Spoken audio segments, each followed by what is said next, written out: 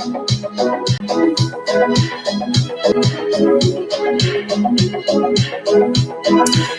Hermit Trivia is live. Welcome to Hermit Trivia. If you just got here, well, then so did I. Welcome to everyone's favorite Tuesday night YouTube trivia game, where I'm so happy to have you here. So glad to see you. We're waiting for more players to get in so you can play some awesome trivia goodness. I hope to see you soon. Hello, Lisa. Hello, all. Welcome to Hermit Trivia. And hello, Mike. I'm sure you're probably there as well. Good to see you, man.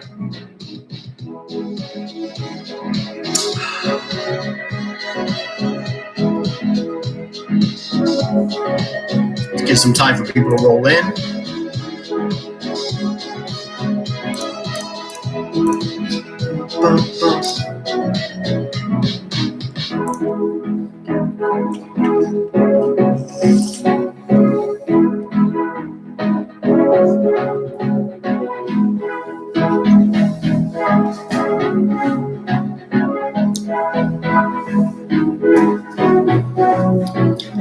Fun fact, you can fool people into thinking you can juggle if no one can see your hands.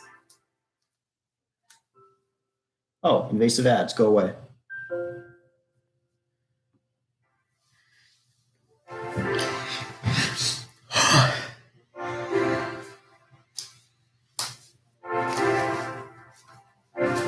Actually, yeah, I think I'm getting pretty good at this.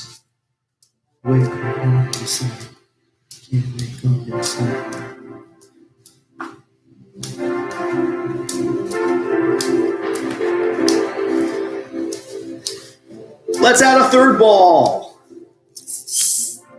No way. Definitely need more practice.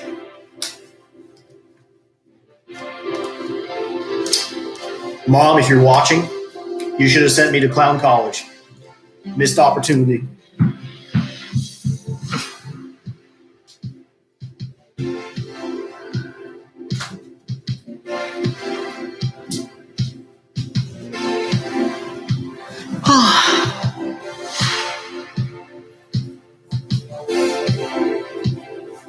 We'll get a few more people in, and I'll ask everyone what we're all drinking.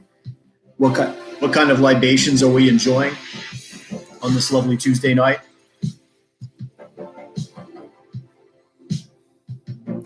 Perhaps Wednesday if you're watching from the other hemisphere. Purchase at a circus arts program? That's amazing. I did not know this.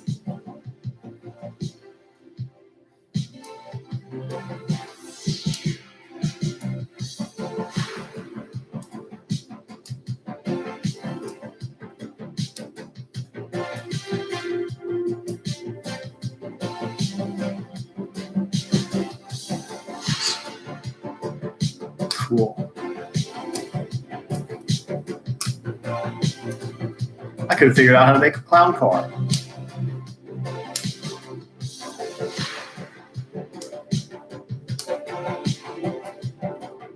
See, the great thing is if you go to clown college, you can go to gathering of the juggalos, and then you tell all the juggalos, you're like, yo, you think I'm a clown, man? I'm a real deal. I went to school for this shit. Whoop, whoop.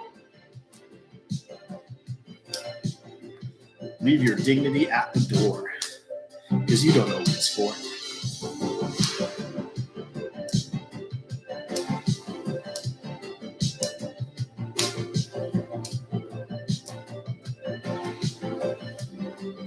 You can tell I'm not juggling because the balls are not exchanging hands.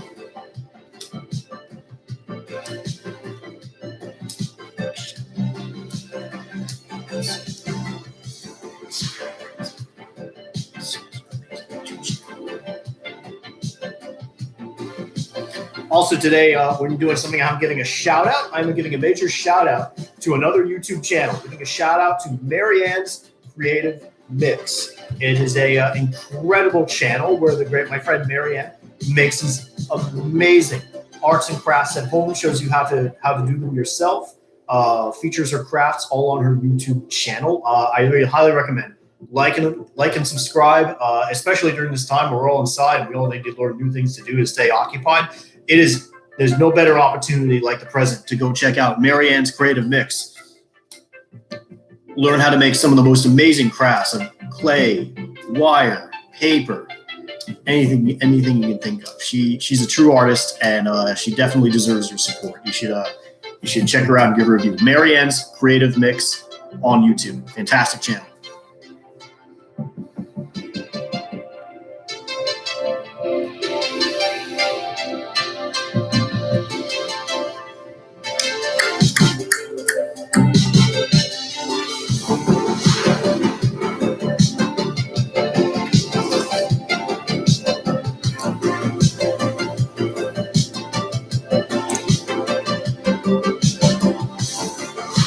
Probably start this thing around 9:40.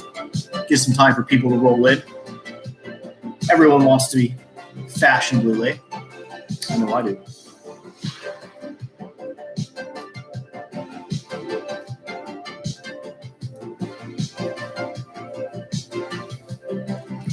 How we liking the soundtrack?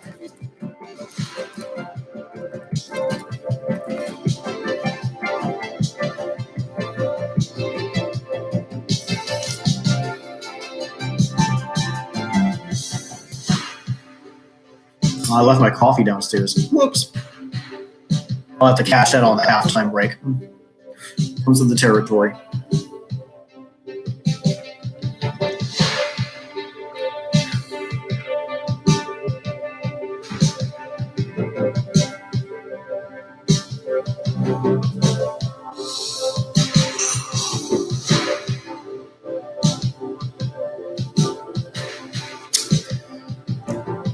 Quick side note, anybody remember a little back in the 80s, there was a sort of like little magnet iron filing game called Wooly Willy. Wooly Willy. It's you get to put iron filings on this bald dude's head and face and make him hair and beard and stuff. I don't know. At some point, I ended up coming out looking exactly like that guy. Must have been fate. I don't know. Got this magnetic face to match my magnetic personality. I'll take it.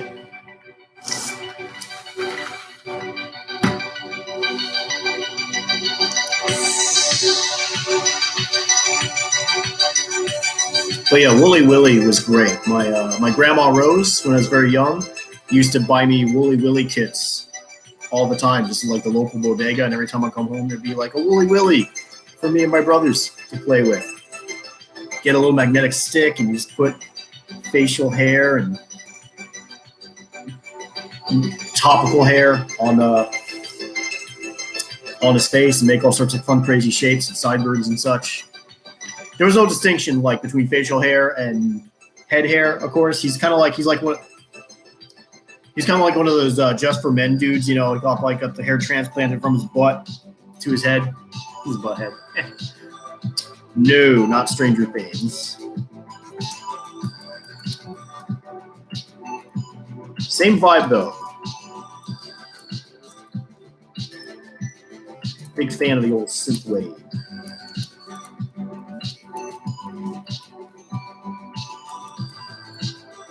Definitely my jam.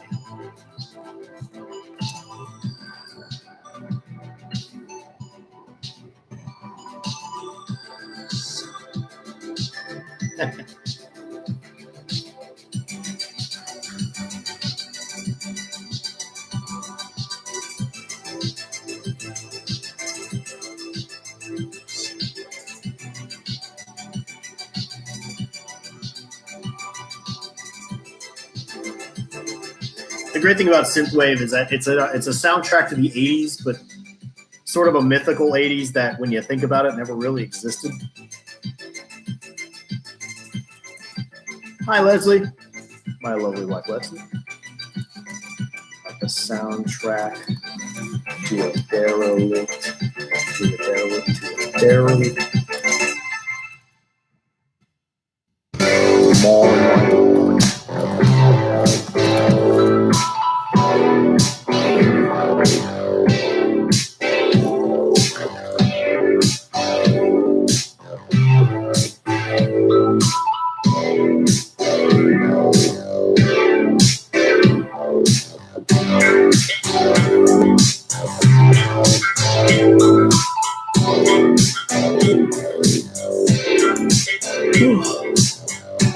Welcome all. If you're just coming in right now, we will be starting Hermit Trivia in just 5 to 7-ish minutes. Oh, time is very wibbly wobbly here. We like to get as many people as we can in so we get a cool party vibe, and the more the merrier. If you just come here, if you would like to, if you're enjoying this trivia night, please like and subscribe. If you're still passing judgment, that's cool too. Stick around, watch with us, enjoy with us, be part of the great trivia experience. This is the only trivia that you can participate in indoors on your own terms in the comfort of your own home.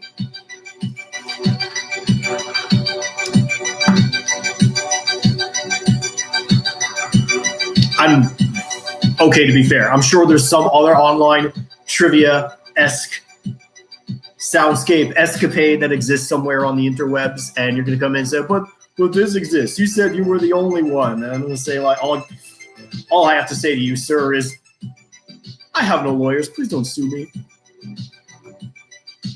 God. I just fold like a cheap suit, don't I?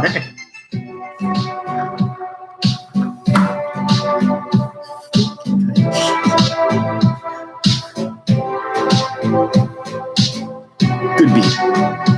Liking the beat.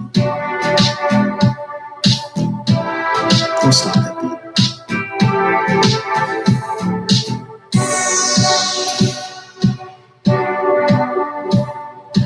Feeling that.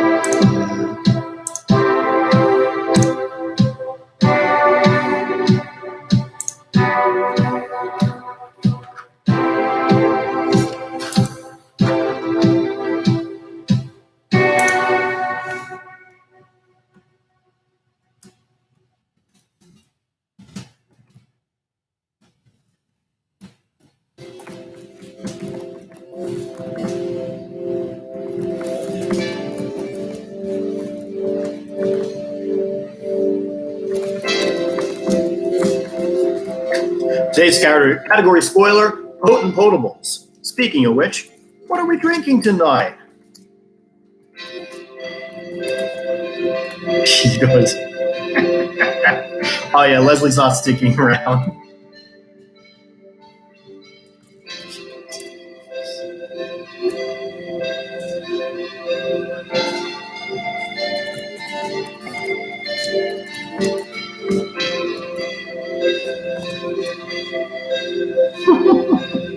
No, it's kidding.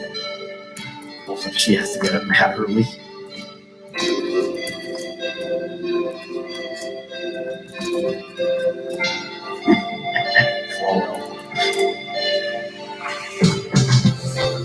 No, babe, Leslie, that's totally cool. I know. Like I said, lovely to have you to stick around, please, and everything. But if you got late nights, if you got duties and ablutions to attend to, am I that boring? Really? Wow. Don't be afraid to peace out. As long as you do, if you are enjoying what you're seeing, if you do have to peace out early, please like this video if you can, like any other videos, and the more likes the better. That clickety clack of the pressing of the like button just like lights up neurons in my reptile brain like you wouldn't believe. So just I need that juice mainland, man. LaCroix. High gravity steel is really good. My current beverage, I've made myself a lovely Macker's Mac whiskey with some ginger beer and a slice of lime.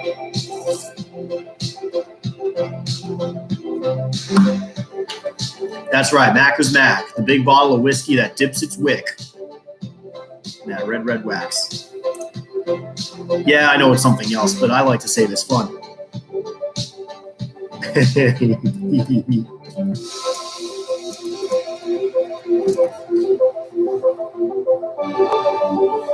We're still going to get in a few minutes anyway, just for more people to come in and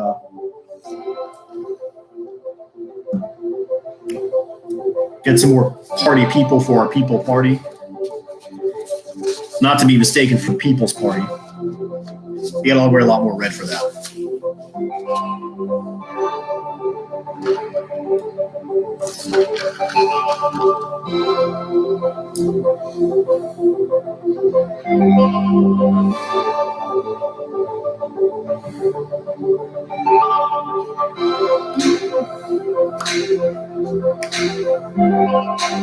What's the sound of one hand clapping? Checkmate, Zen Buddhists. Old ew, bam, bam, bam, bam, bam.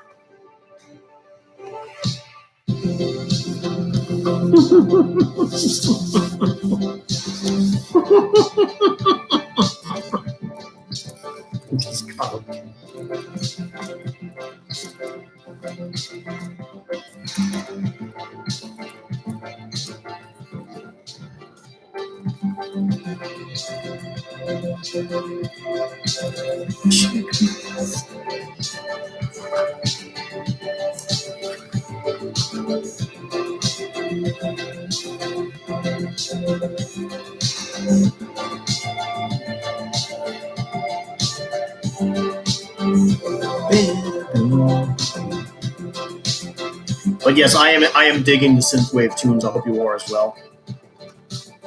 Have any of you heard of the subset of synthwave known as Simpsons wave?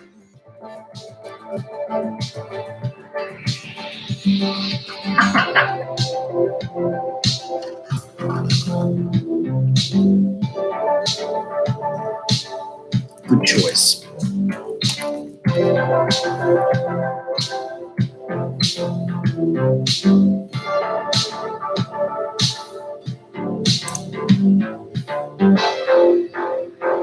Gonna get it 5 more minutes.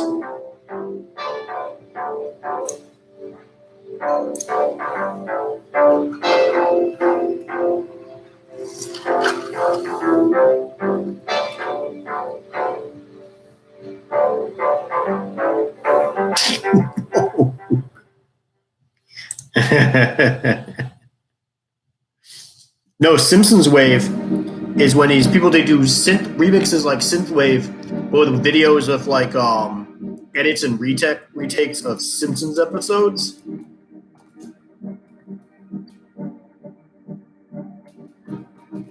Simpsons the show, but in this way that like it turns Simpsons into beautiful sadness. Like how the Simpsons beautiful sadness.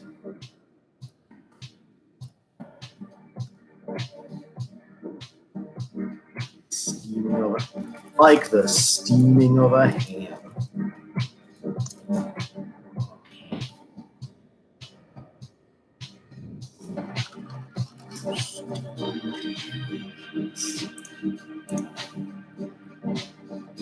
That still stands as my biggest disappointment at Simpsons World in Universal Studios, Florida. I went to Krusty Burger, and they had no idea what a steamed ham was.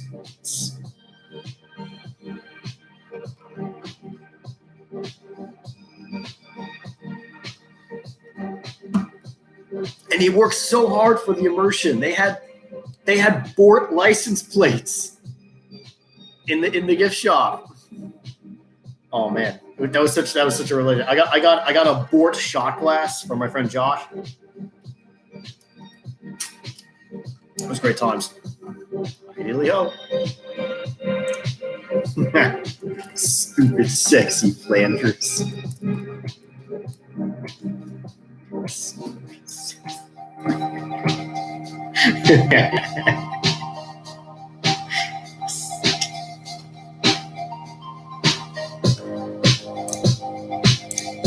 Just a couple more minutes, we will get started.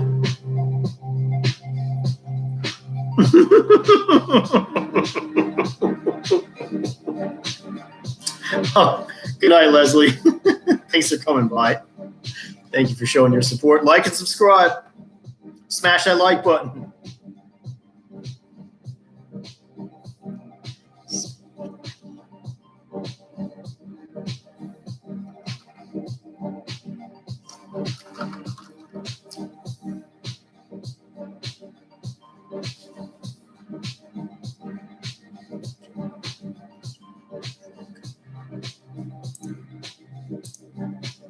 starting little over a minute. Hermit Trivia. Kicking ass and taking names.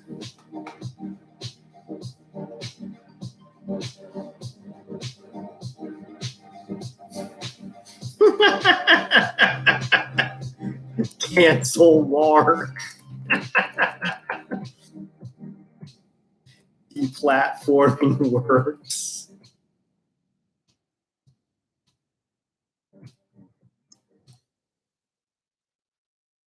Oh.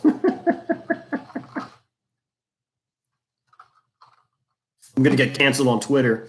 Steamed one ham too many. All right. Let's get this road on the show. I don't know about you, but I am ready to go for some awesome trivia goodness. Hopefully we'll get some more newcomers as we roll along. For Hermit Trivia, welcome to episode 9 of Hermit Trivia. It's the trivia for smart people who stay inside. The only trivia where you can have the bar trivia experience at your table or in your bed. I am Mark Walsh, your Hermit host, a.k.a. Kermit the Hermit, a.k.a. Herman's Hermit, a.k.a. Hermit the Tarot Card. I'm still working on that. Anyway, I'm the Hermit host. Thank you for joining me in this experiment tonight. Tonight's trivia is 6 rounds with 3 questions each. I will read these questions twice as possible. You will, as clearly as possible, within the confines of my Bronx accent. You will then have 1 minute to listen to a lovely public domain song and write or think out your answer. Each question will be worth 1 point, and there will be a halftime question worth multiple points, as well as a 5-minute break between rounds 3 and 4. There will also be a final question after round 6, which will be worth 10 points, and you'll have 3 minutes to consider that final question. That being said, this trivia game can be played at home on your own terms. In fact, you should be playing at home, especially right now. You can change the point values, choose not to use the points, break your party into different teams, put everyone into one big team, call in other players to be opposing teams or teammates on separate devices, play solitaire, fly solo if you want, or you can just watch me be the fascinating trivia host that I am. Or if you can't stomach watching me, you can just listen to me.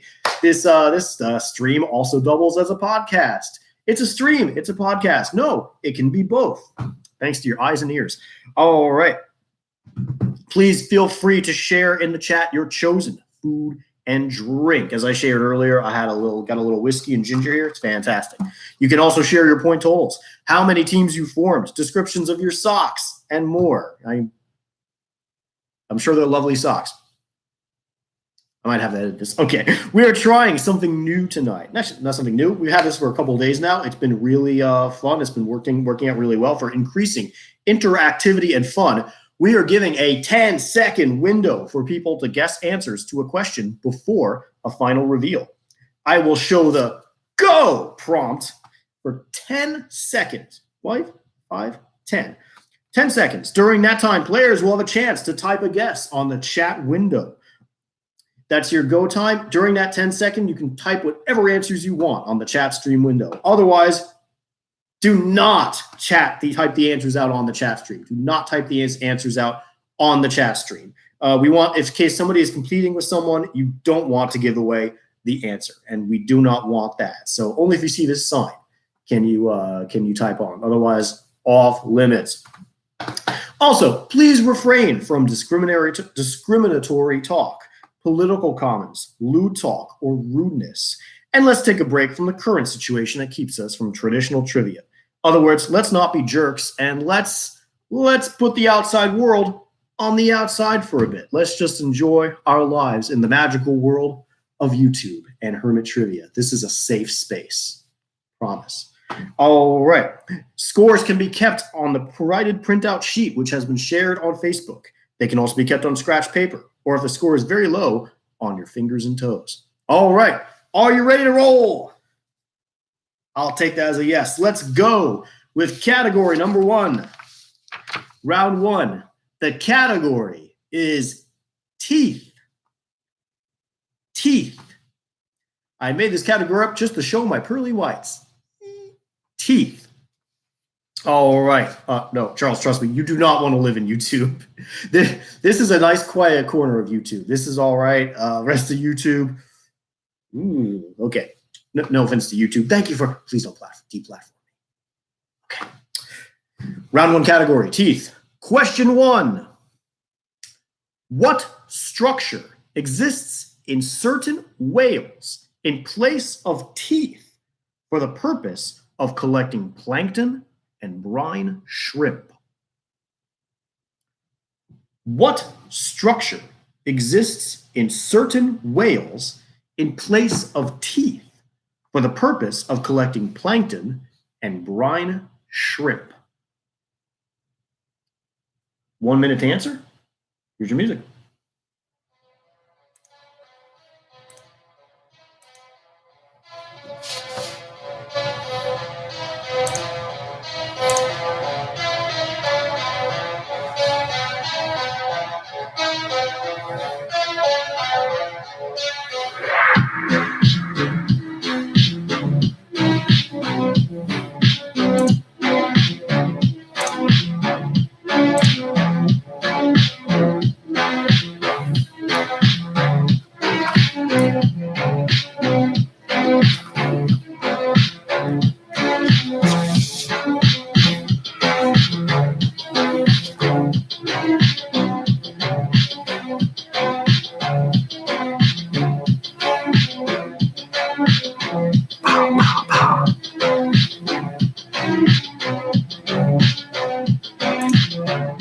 Ten seconds.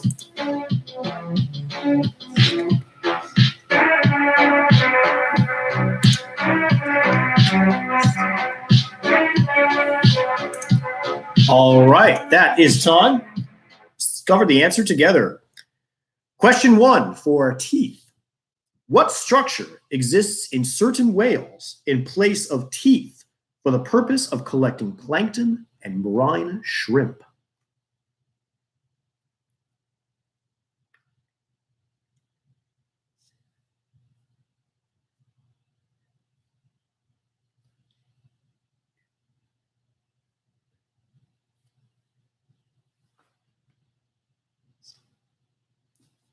And Mike is the first to answer. Mike Brennan has got the answer right. It is baleen. Baleen, B-A-L-E-E-N, like a living strainer. The whale sucks up ocean water, spits it out, and traps all that tasty, tasty brine shrimp and plankton in there, thanks to its baleen.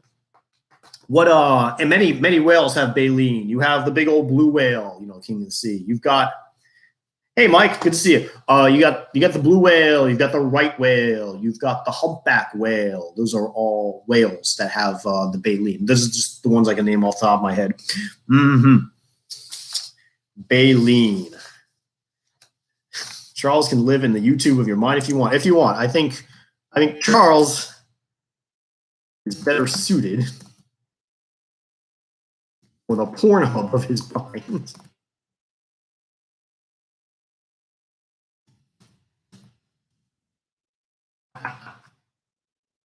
Just teasing Charles. Okay, question number 2 of teeth. Question 2. What classic Hollywood actor, to emphasize the sunken, corpse-like appearance of his iconic role, would every day on set remove the dental implants he received after an injury in the First World War?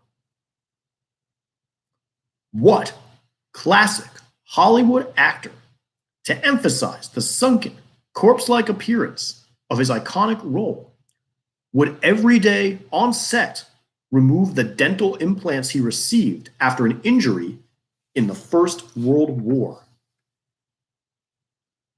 Here's your minute.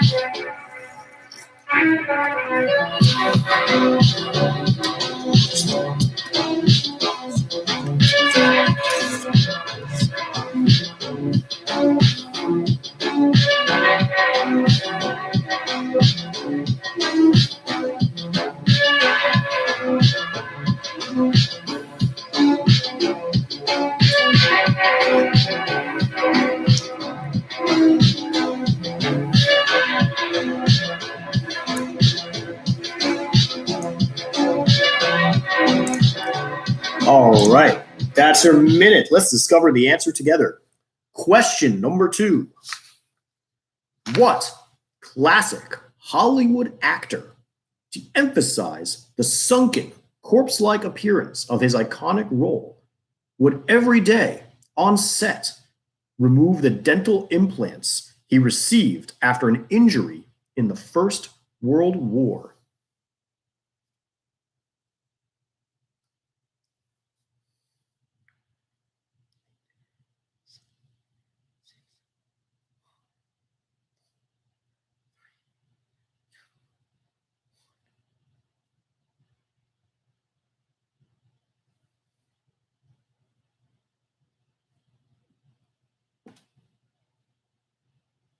The answer's coming in. What I receive so far, no, it is not Bela Lugosi.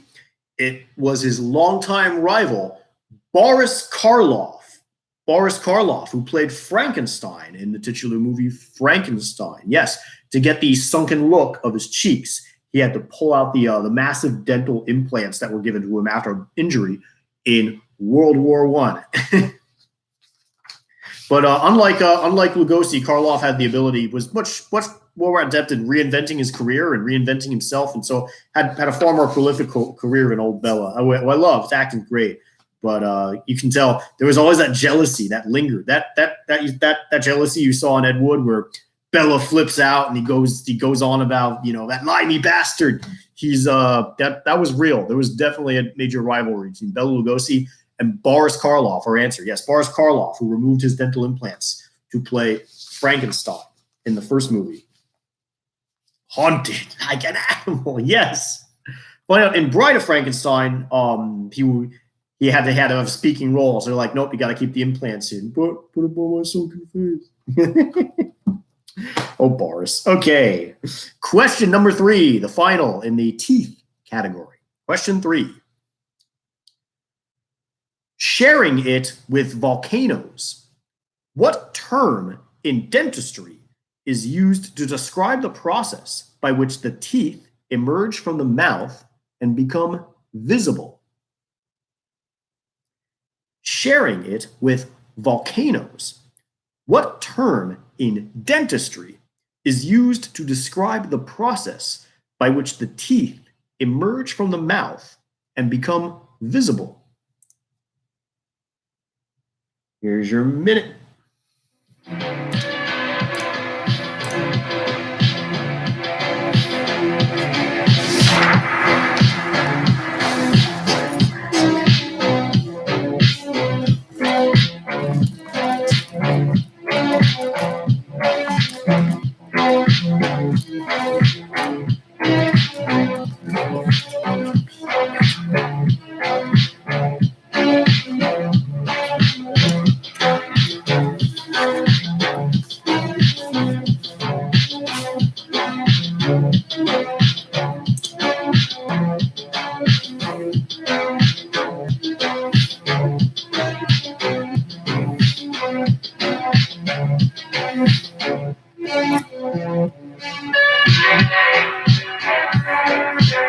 Seconds.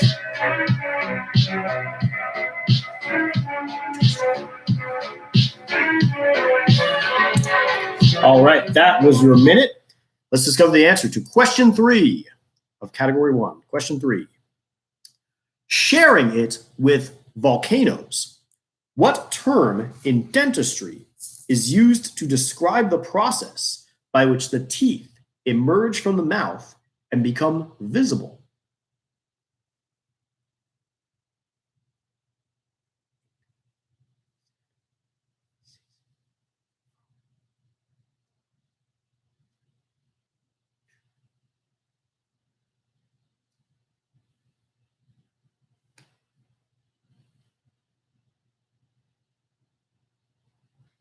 And that is time. And Mike, yes, has come up with the answer. Good one, Mike. Mike, the answer is eruption.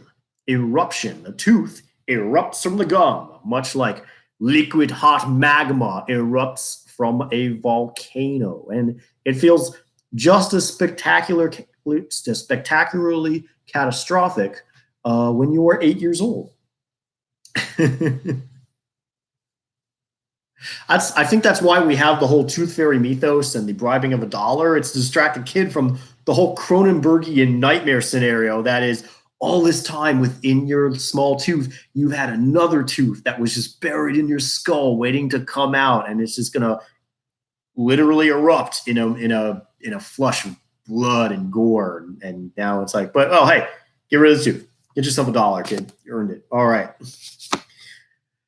Oh, I'm sure inflation now, they're getting a lot more money for it than $1. Kind of thing. Okay, so eruption is the answer. Okay, good one. That was the first category. Category number 2. Category 2 is cars. Cars. Here on my own, I can lock all my doors. Da da da da da da. It's the only way to live in cars. Okay, cars. Question number 1. Question 1. What Italian sports car manufacturer's logo includes the image of a black horse against a yellow background? What Italian sports car manufacturer's logo includes the image of a black horse against a yellow background? Here's your minute.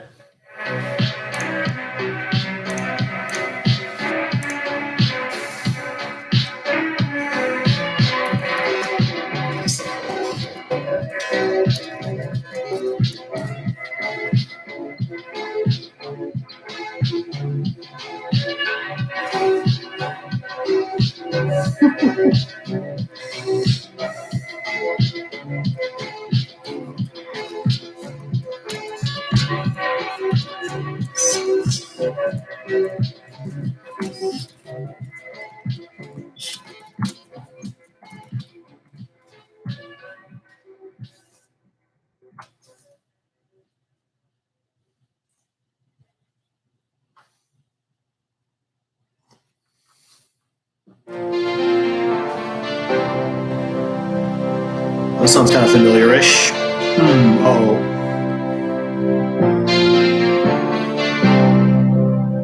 And that's our minute to win it.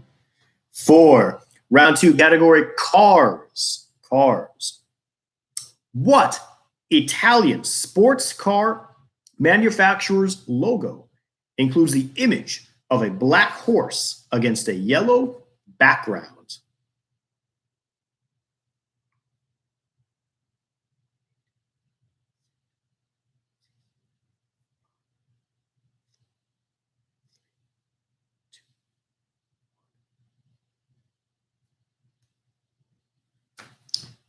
Yes, both Mike and Charles are correct. The answer is Ferrari. Ferrari, that sleek Italian sports car manufacturer that I want. I want a Ferrari in cherry red. That sounds. I want a Ferrari in Solo Cup red. That sounds fantastic. Ferrari is the answer. I'm sure when the prize taxes come in, I won't want it, but no. Ferrari. Okay, question number 2. Question 2. Big shout out to Mike and Charles for both getting it. Question number 2. The use of stock cars for bootlegging during Prohibition created a racing culture that led to the formation of what association in Daytona Beach, Florida? The use of stock cars for bootlegging during Prohibition created a racing culture that led to the formation of what association in Daytona Beach, Florida? Minute to win it.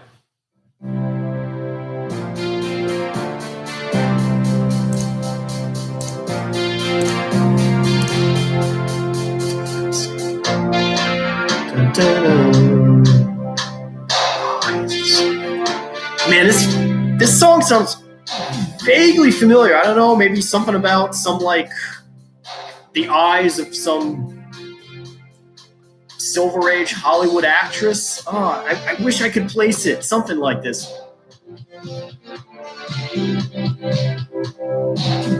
Whatever, I just dance.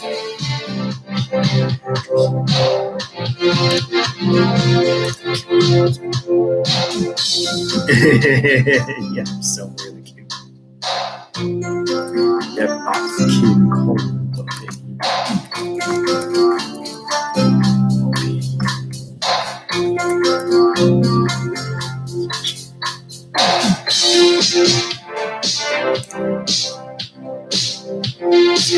All right, that is our minute.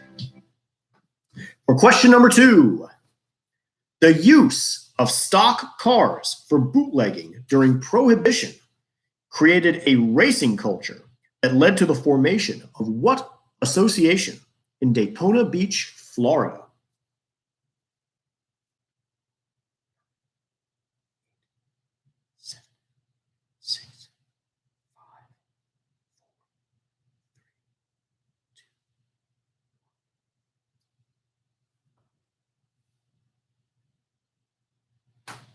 Yes, Mike and Charles, you are both correct. It is NASCAR. NASCAR. Everybody's favorite spectacle of turning left. Actually, no, I kind of have a shameful secret. I really enjoy watching those cars. It's very soothing. I can kind of dig it. I can see the appeal. Oh, God, I'm getting outed as a NASCAR fanboy. I don't really follow anybody, but it's like, hey, yeah, I can watch fast cars speed around for a good 30 to 40 minutes. That's cool by me. I'm down. It's a good way to spend. Watch some fast cars, jam the Tracy Chapman because that's the way my brain makes weird associations. Okay, NASCAR, yes, that is the correct answer. Okay, question number 3. Question 3. The only compact car made in America with a rear-mounted engine. What car's reputation went down in flames after being excoriated in the 1965 book Unsafe at Any Speed, despite a later study in 1972 that proved it had no significant safety issues? The only compact car made in America with a rear-mounted engine. What car's reputation went down in flames after being excoriated in the 1965 book Unsafe at Any Speed, despite a later study in 1972 that proved it had no significant safety issues? Here's your minute.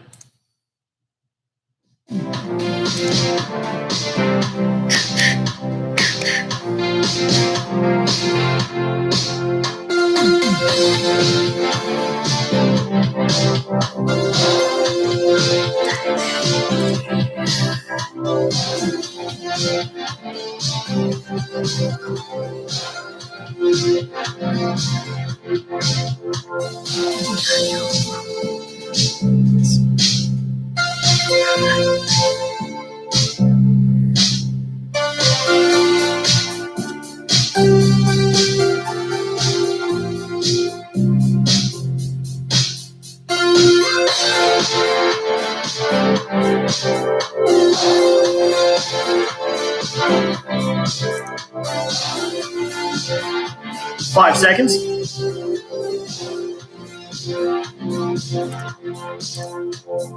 All right. That is your song. And I think I got the song. I figured out. Okay. She got Ingrid Bergman eyes in it. Wait, no, that's not it. No? Okay, wait. Oh. She's got Joan Crawford eyes in it. Oh.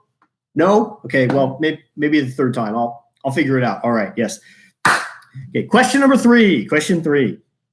The only compact car made in America with a rear-mounted engine. What car's reputation went down in flames after being excoriated in the 1965 book Unsafe at Any Speed, despite a later study in 1972 that proved it had no significant safety issues?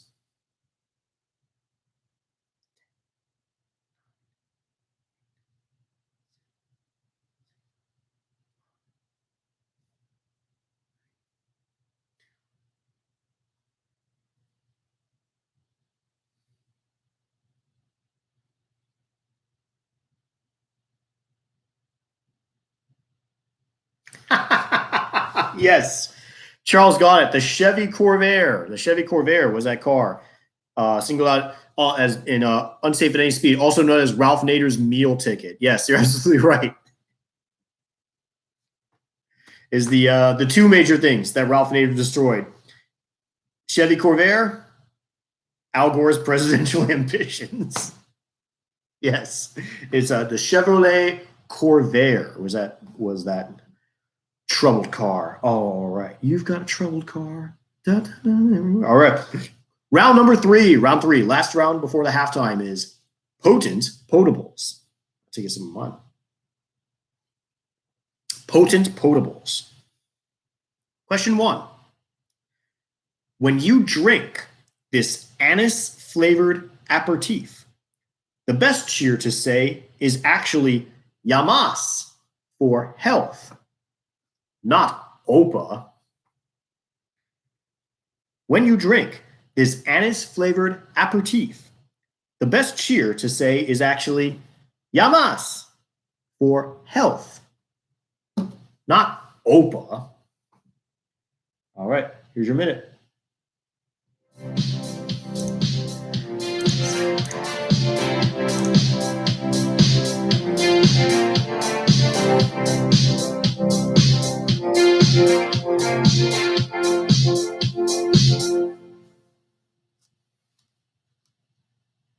With Spectrum Mobile, switching is easy, and it's Spectrum Mobile. It's $45 a month for a line with Go away.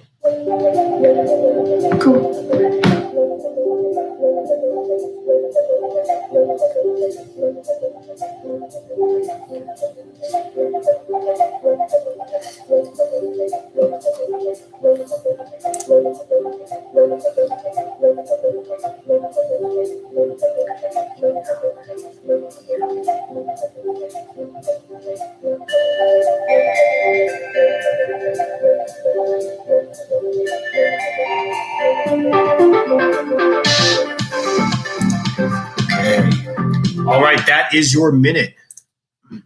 She's got Ralph Nader eyes. Wait, that's still the wrong one? Man, I'm just 0 for 3. Never mind. Screw it. It's going away. Okay, question number 1. Potent potables. Question 1. When you drink this anise-flavored aperitif, the best cheer to say is actually Yamas for health, not Opa.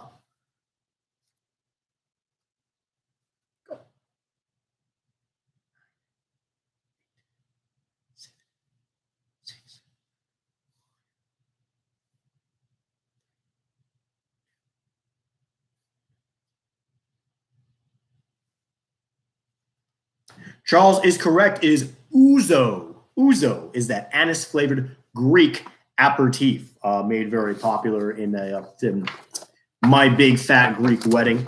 Ouzo, that saying. It's very sweet, a little rich for my blood. But yes, ouzo is correct. That is right, Charles. And now I'm going to write a message to Charles I cannot say here.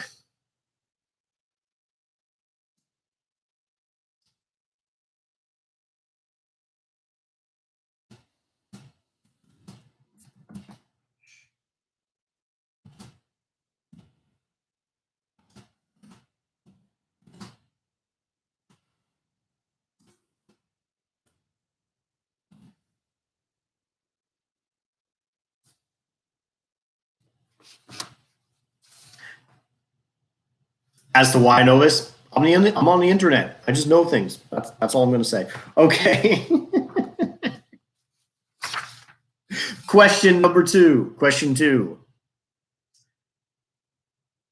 Because of ouzo's anise flavor, it saw a brief rise in popularity in France in the early 20th century, when what other anise-flavored liqueur had been banned from sale? Because of ouzo's anise flavor, it saw a brief rise in popularity in France in the early 20th century, when what other anise-flavored liquor had been banned from sale?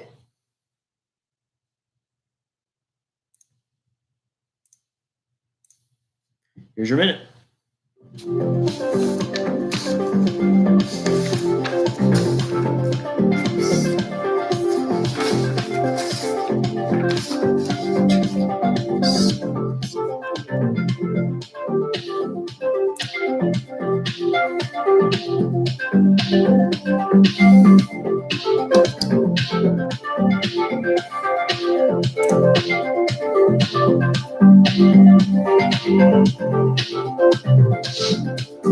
This loses my shoulders up. This is nice. I like this. Four,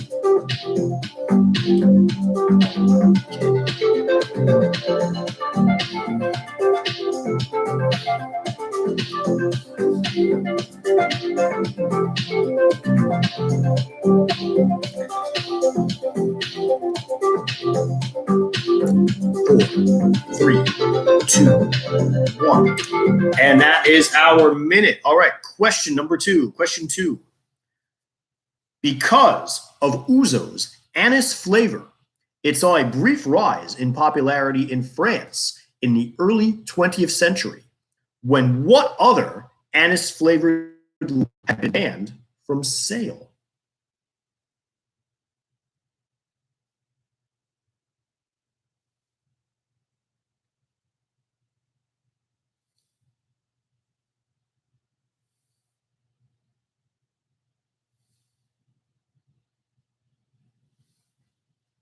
Yes, Lisa is correct, and Charles is also correct. The answer is the green fairy herself, absinthe.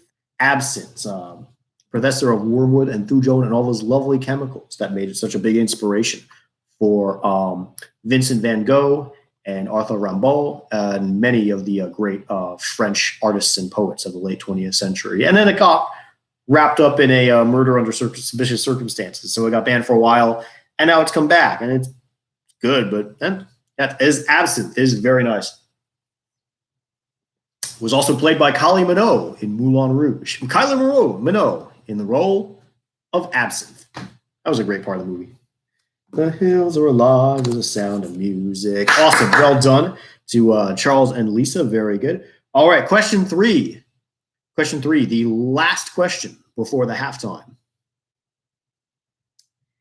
In 2008, the local, an Irish pub in Minneapolis, sold 671 cases in a year, the equivalent of 22 bottles a day of what whiskey, making it the largest server of the beverage in the world, a title it maintained for 4 consecutive years. In 2008, the local, an Irish pub in Minneapolis, sold 671 cases in a year, the equivalent of 22 bottles a day of what whiskey, making it the largest server of the beverage in the world, a title it maintained for 4 consecutive years. What was that drink? Here's your minute.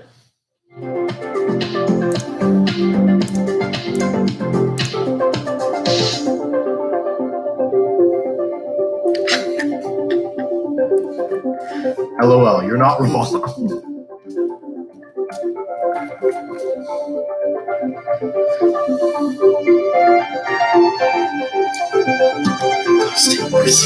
Gotta stay warm somehow.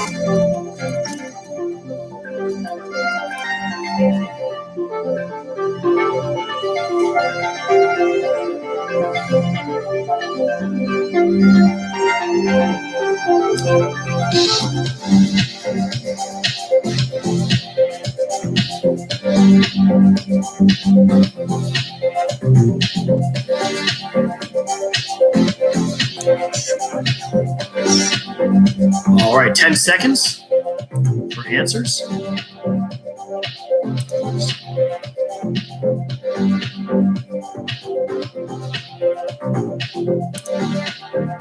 And that is time for question number 3.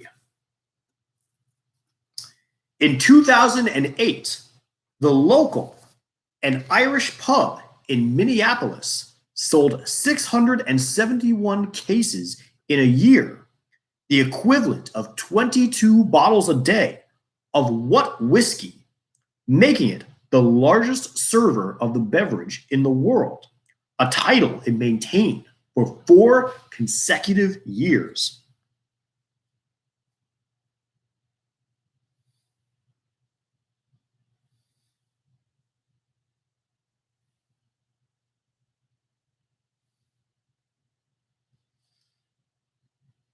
Yes, Mike and Charles, you both got it. It is that delicious Dublin Gold. That favorite of mine is Jameson's Irish whiskey. Jameson's Irish whiskey. That stuff is marvelous. Yes, the local. That maybe I found this out a bit, and I know it's Minneapolis. Wait, I'll be going there. Got to check out the local. That sounds amazing. I mean, I can't. Wow, that must good. I don't know. I mean, yeah, they got knocked off. They're not the top anymore, but I'm sure they still sell a lot of Jameson. That's always been my favorite. Yeah, Jameson makes whiskey aged in beer casks. It's pretty good. I was first introduced, fun story, to Jameson in 2004. I was staying my month in Italy, and I was living with some roommates, and it was, it was typical, just out of still in college kid. And like, oh yeah, Jack Daniels, gotta get my Jack and Coke. So shaking, and my roommate goes to me, dude, you ever had Jameson? I'm like, what? No. It's like, dude, you try Jameson, man. You're a Jack fan. You try Jameson, you will never go back. And yeah, he was right. Just to not compare. My Irish synapses just love it too much. Okay, yes, Jameson is the answer. Jameson. All right, now we're on my favorite part time, the halftime. The halftime is here. Now, you have 5 minutes for the halftime, 5 minutes for this question, and 5 guesses to make. You can only make 5 guesses. Any more will be discounted. Each guess is worth 1 point. If you get all 5 correct, you can add 5 extra points to your score for a total of 10. Yes, 10 is the maximum you can earn for this question. All right, remember, 5 guesses. Okay, here's the question. Before I go on for the halftime, it's also a nice 5-minute time. So you can get a drink, you can get a smoke break, you can run to the bathroom. I'm probably doing that very soon. Do whatever you like on this in this very pregnant pause between our game. Like to big shout out, brief reminder, if you are enjoying this chat, please like and subscribe our chat. If you're not already subscribed to our channel, please do. And please like this video. The more likes, the better. Anything that helps the channel out. Big announcement. We also have a Discord thread. I have just made a Discord chat thread for this channel, and any other future projects coming up. I will announce I'll post the link later for that if you want to join the Discord.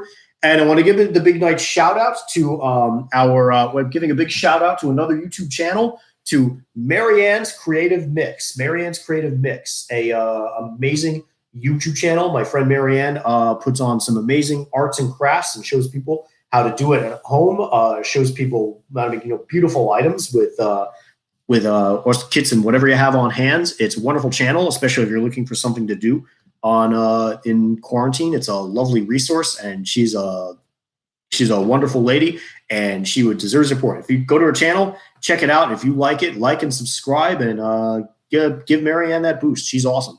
All right, yes, Marianne's Creative Mix. I recommend anyone to go check it out. Okay, moving on. The halftime category. This is a fun one.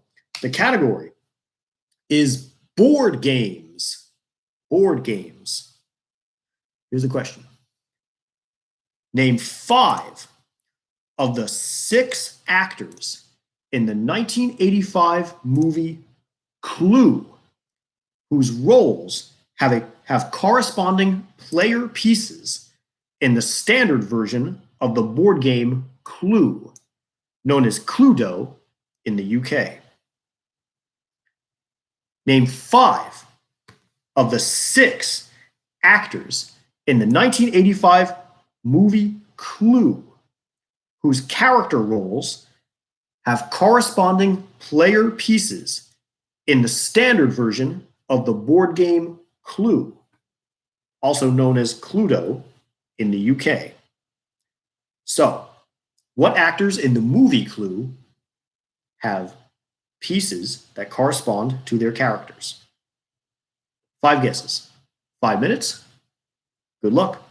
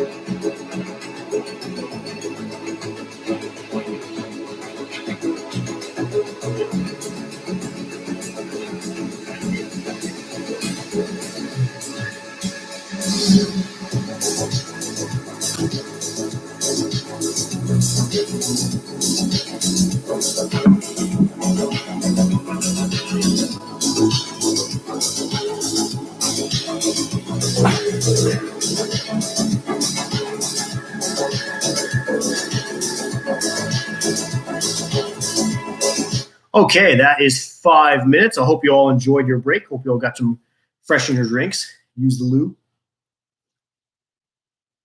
All got good stuff. Let's unlock the answer to our halftime question.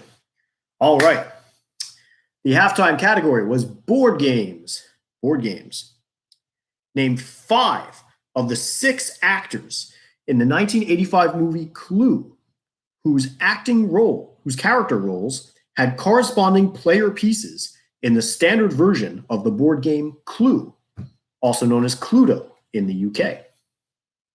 All right, those actors were Eileen Brennan, who played Mrs. Peacock, Madeline Kahn, who played Mrs. White, Christopher Lloyd, who played Professor Plum, Michael McKean, who played Mr. Green, Martin Mull, who played Colonel Mustard, and Leslie Ann Warren, who played Miss Scarlet.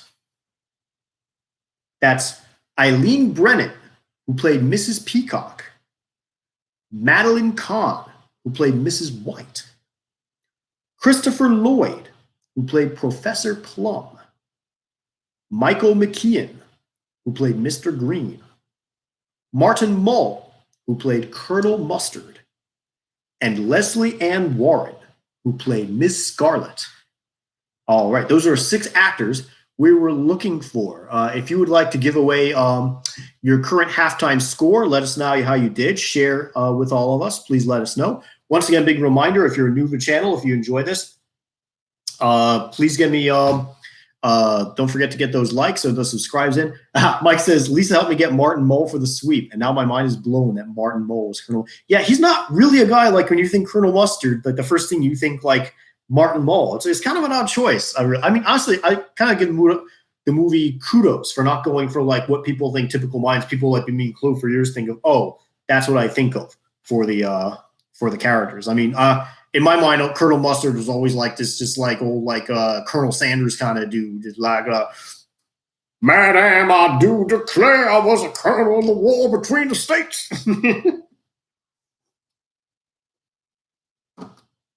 But yeah, Martin Mull, honestly, that's just a standout cast. Fantastic movie. I love it. It's nobody gets Tim Curry, right? We all know there's no bid for Mr. Body, Tim Curry or Lee Ving, who funny enough, other than actually I could totally see Colonel Mustard as a British tiger hunter in India as well. The guy who played Mr. Body in the movie was Lee Ving, who actually doesn't have many acting roles, but he's known mostly as he's the lead singer of 70s punk band Fear. Pretty awesome. One of John Belushi's favorite bands. So yeah, that's a neat little thing. Okay, good work. Halftime board games. Awesome. Well done. On to the second half of our amazing trivia game with round 4. Round 4. The category is phrases. Phrases. Question 1. What 3-word expression is believed to have been coined in 19th century New York, influenced by the sparrows that followed horse-drawn wagons in their wake to feed on seeds found in horse manure? Question 1. What 3-word expression is believed to have been coined in 19th century New York, influenced by the sparrows that followed horse-drawn wagons in their wake to feed on the seeds found in horse manure? Here's your minute. Good luck.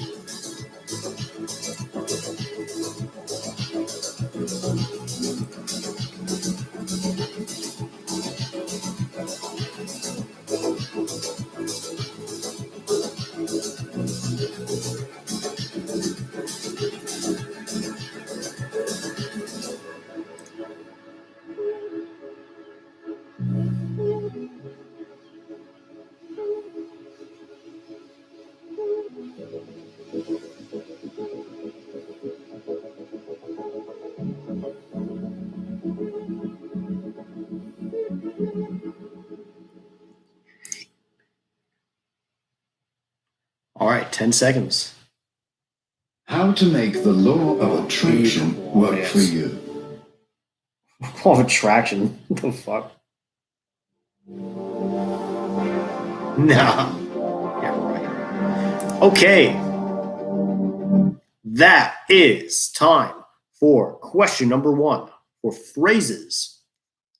What 3-word expression is believed to have been coined in 19th century New York, influenced by the sparrows that followed horse-drawn wagons in their wake to feed on seeds found in horse manure?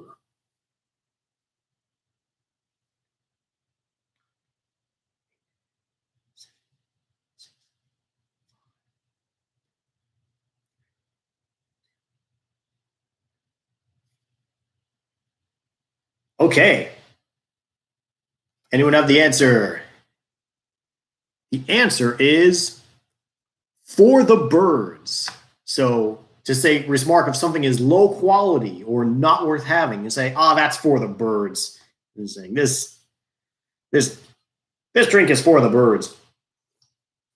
Yes, the expression for the birds came from those sparrows that would eat seeds out of horse poop. Also, where we got that great northeastern mid-Atlantic insult, shitbird. Big fan of that one, yeah. Always reminds me of The Wire. Okay, for the birds, yes, was our answer. And Charles complaining about anime, all I gotta say is, well, they'll always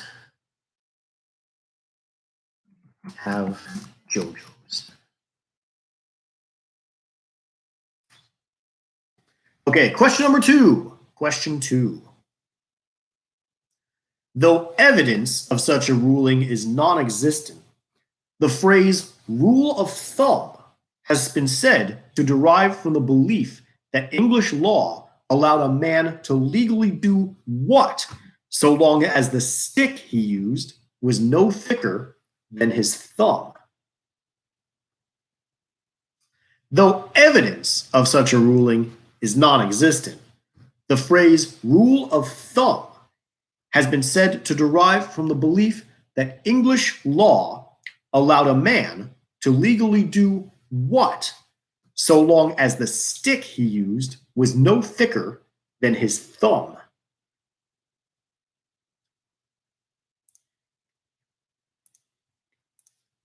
Here's your minute.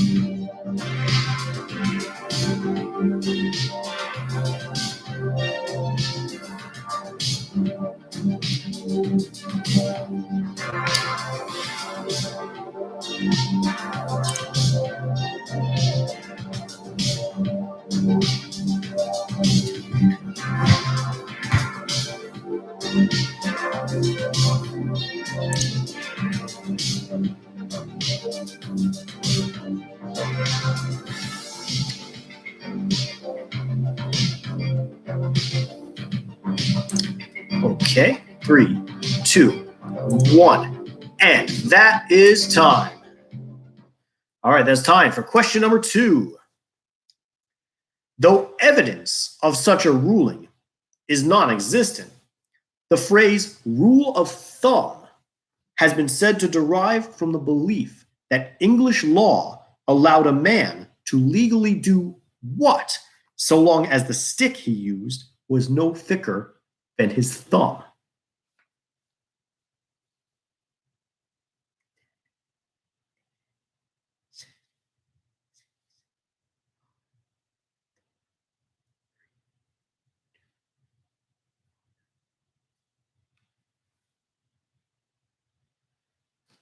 Yes, Charles and Mike are both correct. The answer is believe the man could legally beat his wife with a stick as long as it was thicker as that was where rule of thumb came from. There's no evidence to actually support this. Some say it came from a political cartoon, but it's no common nomenclature. The rule of thumb is believed to have derived from the thickness a stick must be to beat a man's wife. Yes, yes, that is a whole phrase based off of.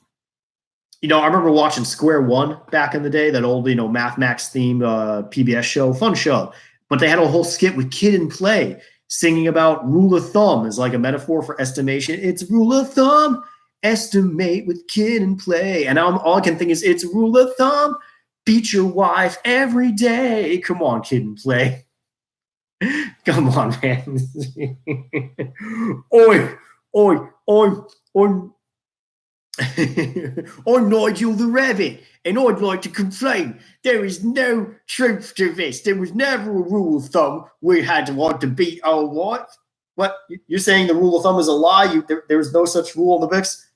Oh, no, there certainly wasn't. We could beat our wives with whatever thickness of stick we want. That's right. I just used a 2x4 yesterday. Oh, that's so bad. Nigel, like, oh, let's not think it's your thumb. I don't care. Nigel's got problems, man. He needs counseling. Serious. Sorry. Cancel Nigel. Anyway. Question number 3. Question 3. Let's move on to happier things. Question 3. In 1996, what terrorist left a clue to his discovery for FBI linguists because of his use of the phrase, "You can't eat your cake and had it too," a reversal of the more common usage? In 1996, what terrorist left a clue to his discovery for FBI linguists because of his use of the phrase, "You can't eat your cake and have it too"? A reversal of the more common usage. Here's your minute to win it.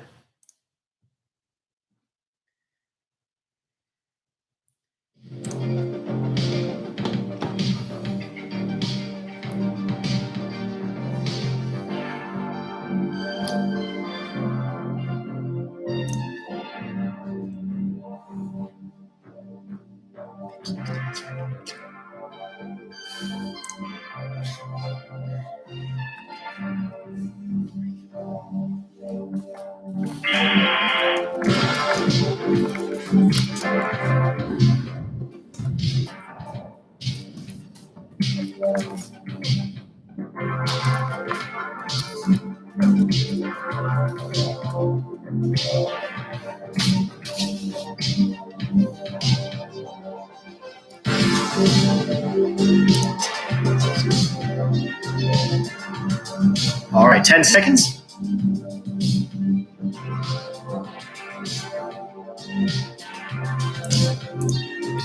Okay, and that is time for question number 3. In 1996, what terrorist left a clue to his discovery for FBI linguists because of his use of the phrase, "You can't eat your cake and have it too"? A reversal of the more common usage.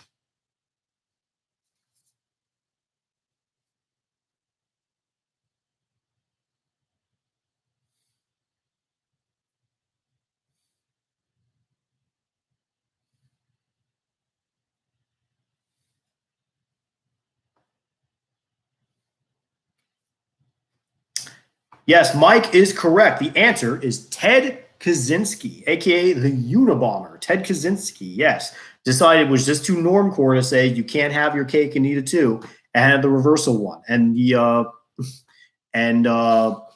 FBI was able to find it because of it. Yes, is Ted Kaczynski, who was of course later the Unabomber, who was of course later stopped after a over-exuberant Girl Scout spilled bong water on him, as anyone who's seen Upright Citizens Brigade can attest to.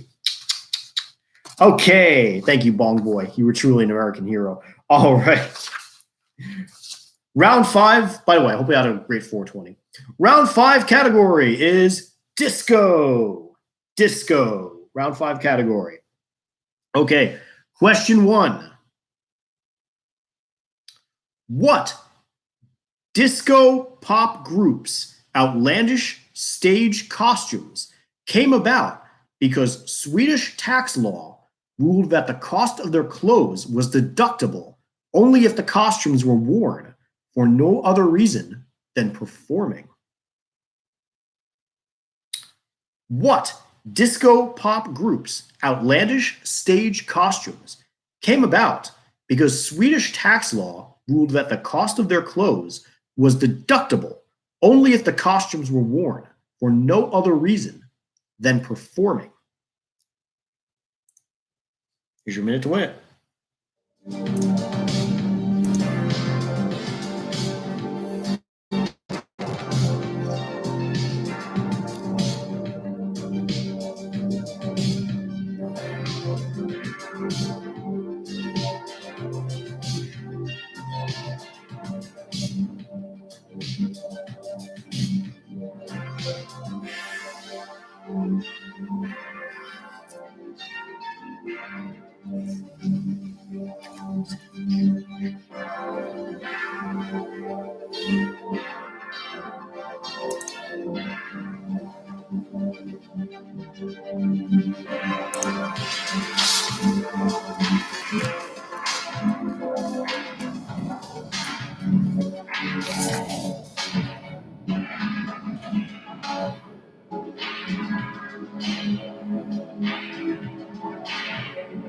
Okay, that is our minute. Whoa.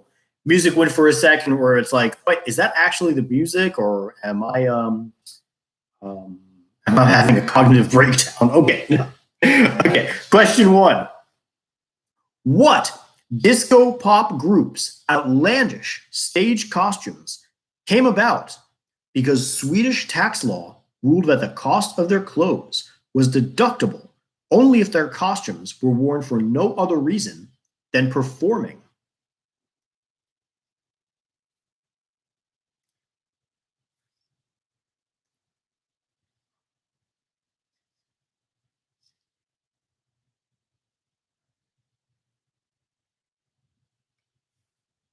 That's correct, Mike and Charles. The answer is ABBA. ABBA, that gorgeous Swedish pop quartet who wore those gold lame jumpsuits. Because, yeah, you don't think they would wear those voluntarily, would you? Remember, every time you watch you see them in concert, you see, and now I'm curing, now I send you see me, SOS. You can know, yeah, wow, that suit's tax deductible. That is sweet. Yeah, no. Actually, I dig that scene. I love that glam look. So they were awesome. I love ABBA in every single way. Yes, ABBA. ABBA is the answer. They're the answer to everything. Oh, hold on. Mamma mia, here I go again. Dun, dun. Gotta avoid a lawsuit. All right. Okay. Question number 2. Question 2. To avoid a copyright lawsuit, Rod Stewart had all his royalties to what 1978 disco crossover hit donated to UNICEF? To avoid a crossover lawsuit, Rod Stewart had all his royalties to what 1978 disco crossover hit donated to UNICEF? Here's your minute.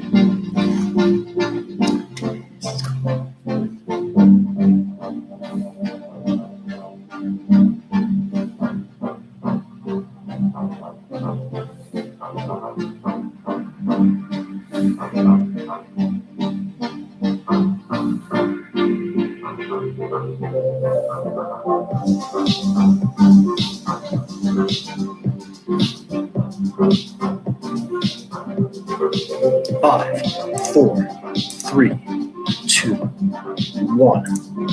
And that is time. All right. Question number 2.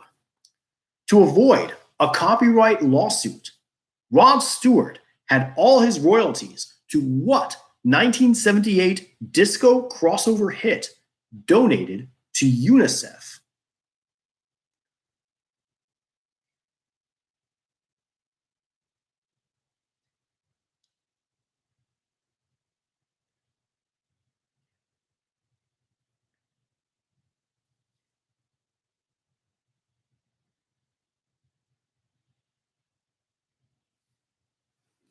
If you want my body and you think I'm sexy, come on, sugar, donate to UNICEF. It is Do You Think I'm Sexy? Do You Think I'm Sexy? That great Rod Stewart hit.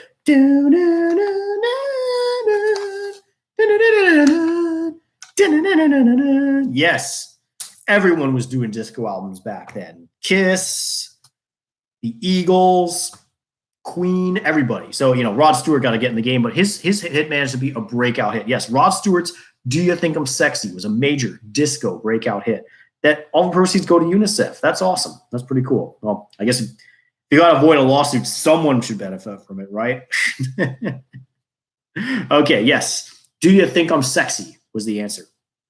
All right, question number 3. Last question of disco.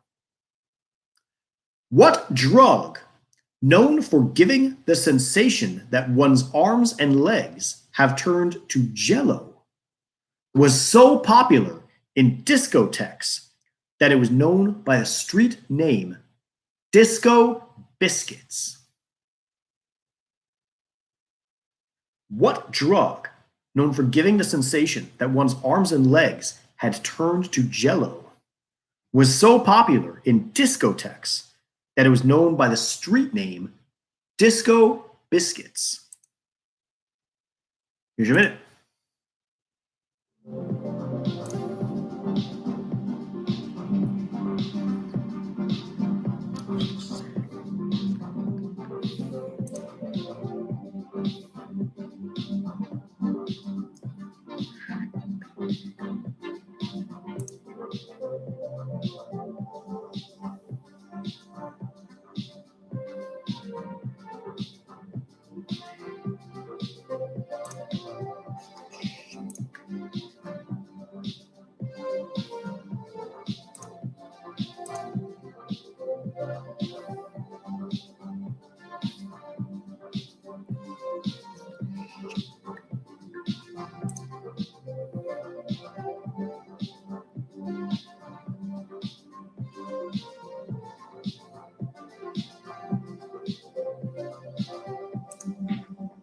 All right.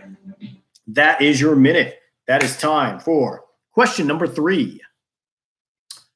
What drug, known for giving the sensation that one's arms and legs had turned to jello, was so popular in discotheques that it was known by the street name Disco Biscuits?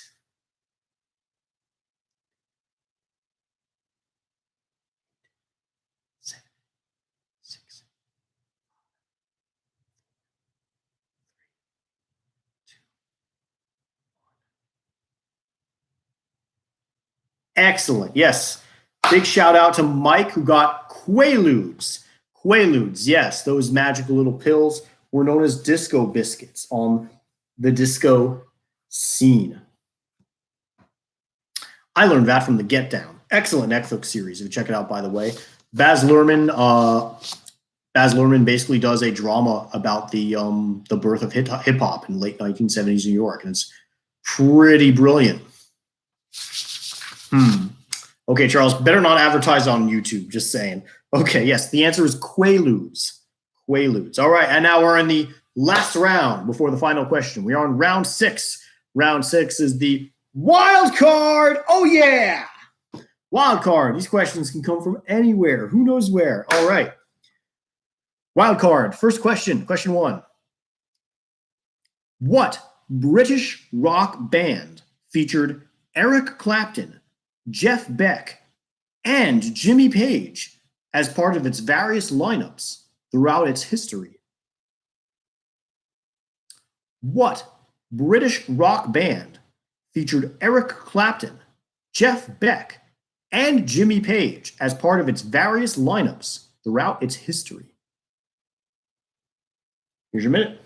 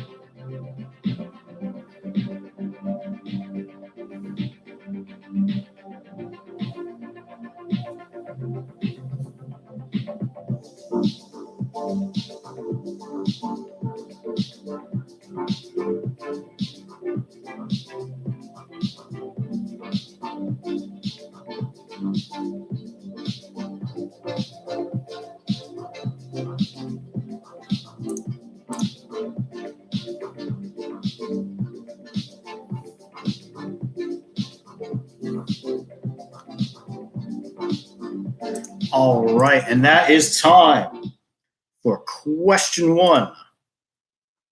What British rock band featured Eric Clapton, Jeff Beck, and Jimmy Page as part of its various lineups throughout its history?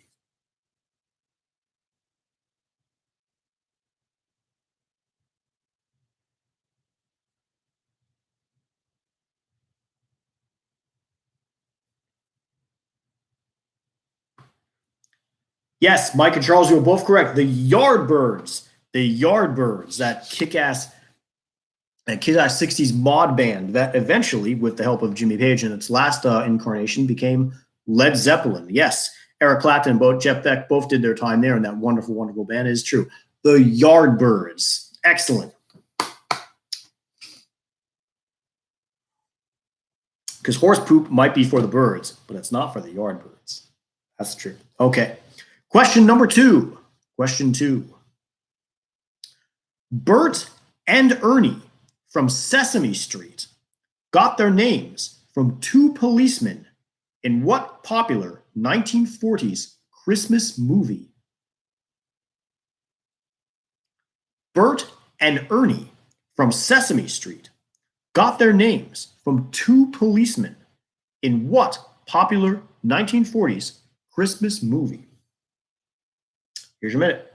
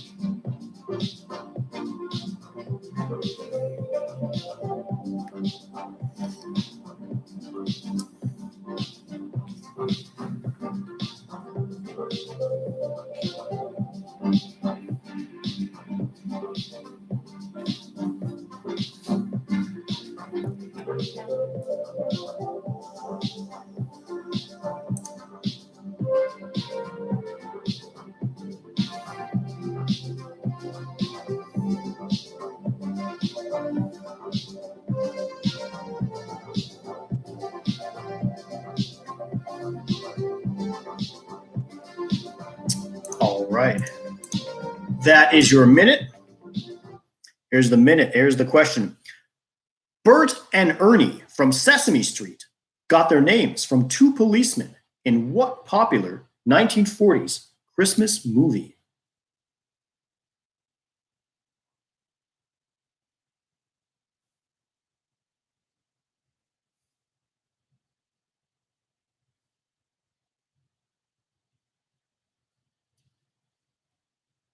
That's correct. Mike and Charles? And Lisa, you got it both. It is. It's a Wonderful Life. It's a Wonderful Life was that Frank Capra classic. And where first we meet the first 2 police officers, Bert and Ernie. Yeah, very good. Yes, that was awesome. Which makes me wonder, did Bert and Ernie, the puppets, start out as cops within Sesame Street? Well, maybe it did. Detective Bert plays it by the rules. Detective Ernie is a cop on the edge with a rubber ducky. Together, they're going to clean up Sesame Street.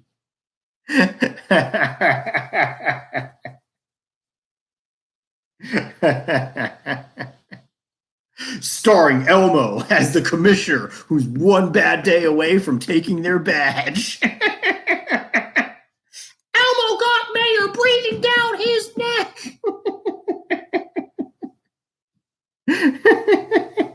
Elmo say, "You out of line, Ernie." What about the rights of that suspect? Oh, I don't know. What about the rights of that little girl? All right. Good. Bert and Ernie. Very good guesses. Awesome. Okay. Question number 3, the final question before the final question. Sorry. Got nothing, folks. Okay. Yes. Question number 3, last of the category. Which Spice Girl is the only one named after a spice? Which Spice Girl is the only one named after a spice? Here's your minute.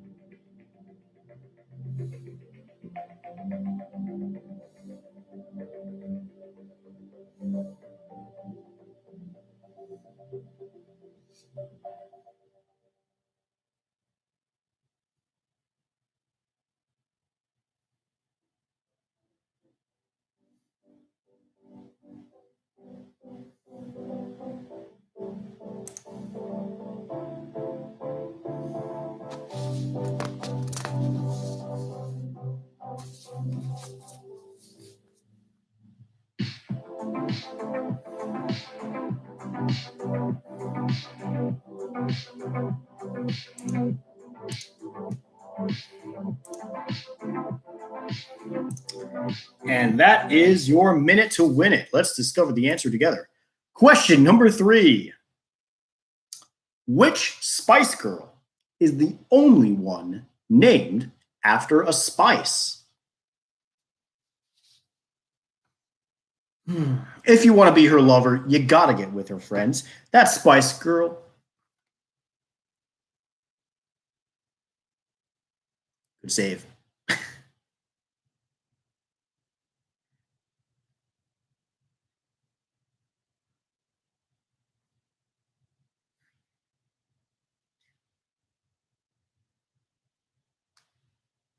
Yes, Mike is right. That Spice Girl is Ginger Spice. Ginger Spice, yes. The lovely Ginger Spice. The only Spice Girl named after an actual spice. And she's sugar, spice, and everything nice. So she's earned it. That's awesome. Now, here's a question. Actually, this is a metaphorical question, pondering to all of this. This is one to think about. I will also post the question on the Discord that I will post the link for later, is if the other Spice Girls had a corresponding spice, like an herb, a spice, corresponding food flavoring, what would they be? Just think about it, won't you? Yes, but the actual answer is ginger spice. Well done, Mike. Well done. That was awesome. Okay, and now we're on the final question. All right, the final.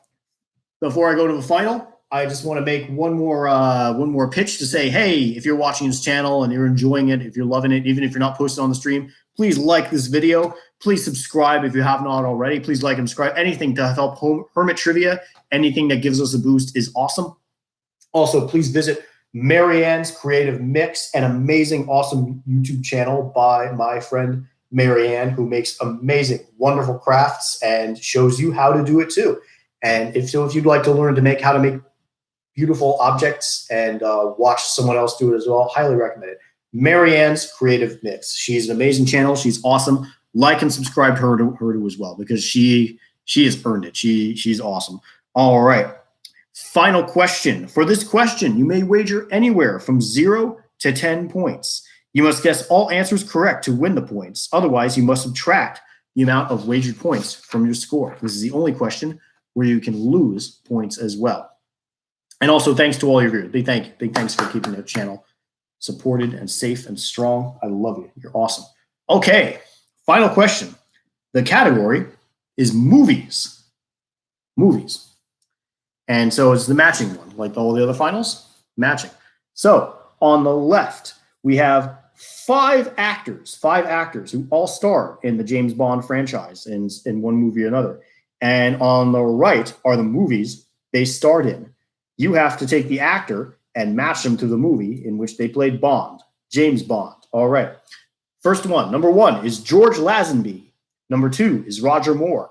Number 3 is Daniel Craig. Number 4 is Timothy Dalton.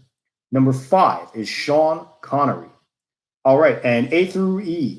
Okay, so letter A is From Russia with Love. Letter B is License to Kill. Number C is Moonraker. Letter D is Quantum of Solace. And letter E is On Her Majesty's Secret Service. That's From Russia with Love, A. B, License to Kill. C, Moonraker. D, Quantum of Solace. And E, On Her Majesty's Secret Service. I'll hold it up during the break. I'll hold it up during the time. You got 3 minutes to answer. Best of luck.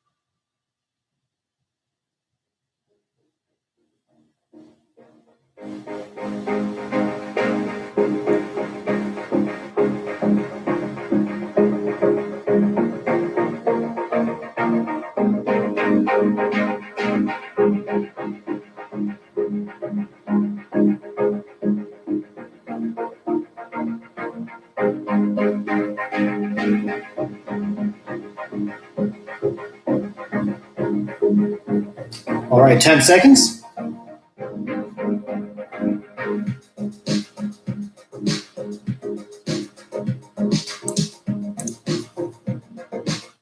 All right. That is time. Hope you enjoyed this final question. Hope you enjoyed your break. All right, or your chance to answer the question. All right, match the actor on the left to its movie where they played James Bond. On the right, let's discover the answers together.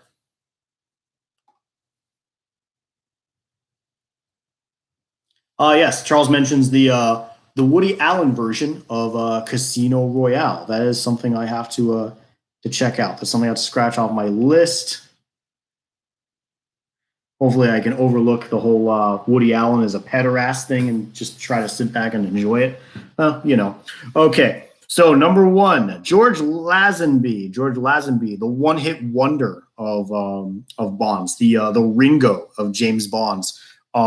He was, of course, he starred in E on Her Majesty's Secret Service. Yes, George Lazenby matches to, number one matches to E on Her Majesty's Secret Service.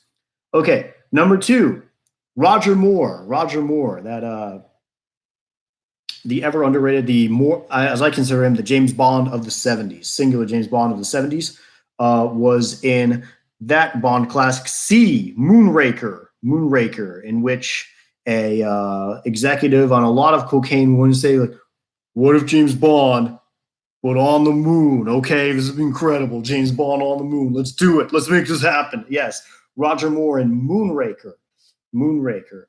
Daniel Craig, the blonde Bond. What did he star in? Number three, Daniel Craig starred in D, Quantum of Solace, in which it was certainly a Quantum of Solace. Yes. I've never actually seen the movie. I can't go. Is that the weird one where Javier Bardem is the villain and he's coded like very like stereotypical Hollywood gay villain? Like that was a little awkward, but I don't know. Actually, I can't guarantee very often. I won't make any use of it. But yes, Daniel Craig was in D, Quantum of Solace. All right, Timothy Dalton, that Silver Fox. Timothy Dalton. He starred in B, License to Kill, in which James Bond takes on Mexican drug cartels. Yes, Timothy Dalton is in B, License to Kill. Far beyond starring as Rassilon in the new Doctor Who series. He was Bond in License to Kill. And of course, finally, it narrows down to the great Sean Connery. Star of such thrilling movies as Zardoz and Pink Cadillac. Starred also in a little-known movie as A, From Russia with Love. He was the titular Bond in A, From Russia with Love. Sean Connery was. He also punched Johnny Stompanato when he got fresh with who was it?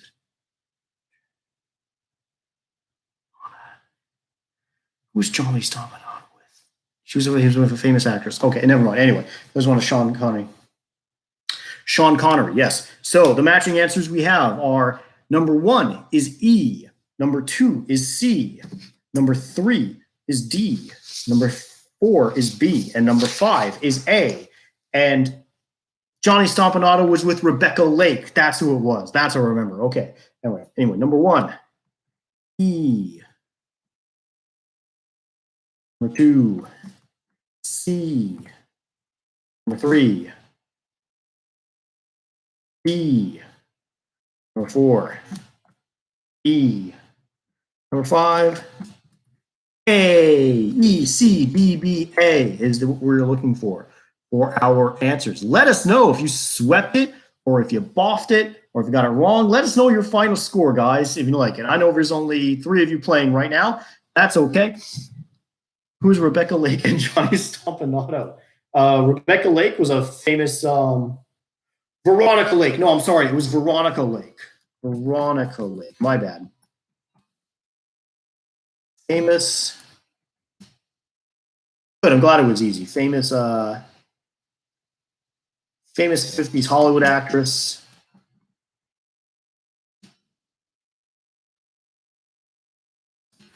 Married to Johnny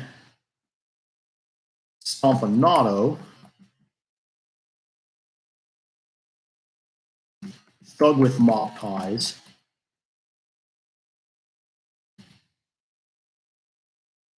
Relationship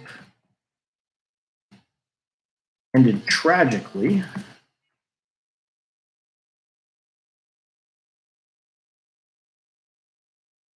Aristoska. But at one point, Johnny punched out by a then unknown Sean Connery, which is pretty cool. on you, Sean.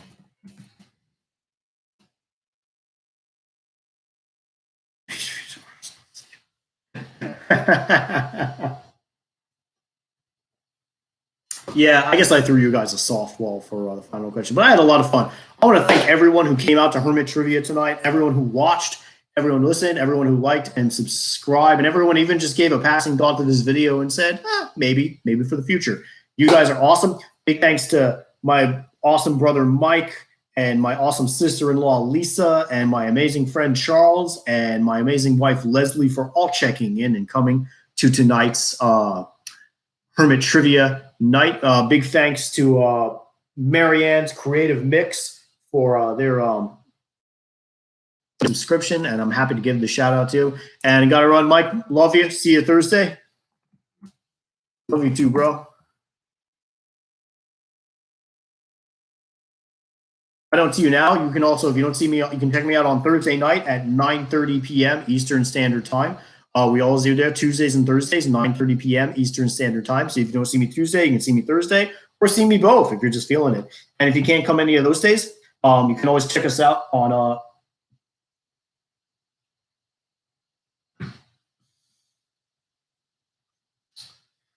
you can check us out on the Discord thread. I started a Discord stream for Hermit Trivia, so you can go see us there. I'll give you the link right now.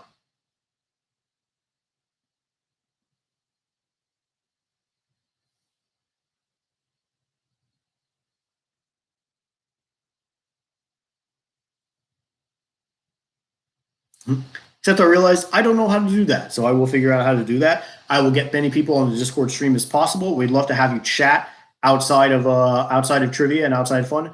I'm going to wrap it up now because I have classes to teach early in the morning. But thank you for coming to Hermit Trivia.